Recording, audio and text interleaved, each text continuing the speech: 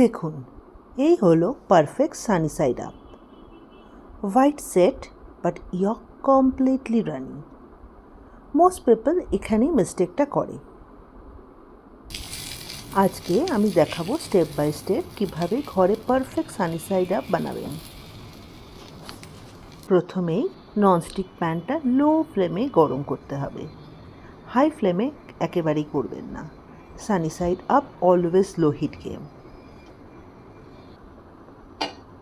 এবার একটু তেল দেবেন, বেশি না, জাস্ট প্যান কোট হওয়ার মতো।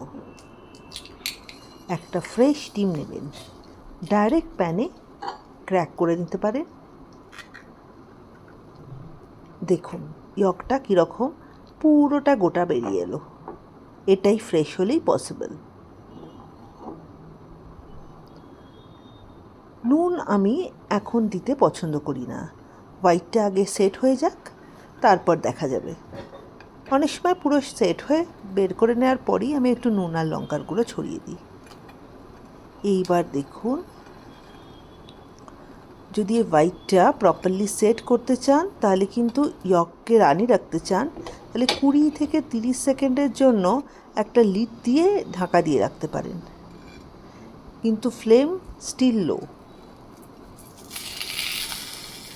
এবার হোয়াইট যদি ফুললি ওপেক হয়ে যায় কিন্তু ইয়ক যদি হালকা জিগল করে, মানে এটাই পারফেক্ট। এইবার দেখুন, this is the texture you want. এই হলো ক্লাসিক সানি সাইড আপ।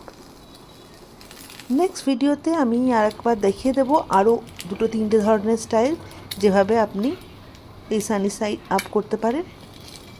ঠিক আছে, তাহলে দেখা হবে।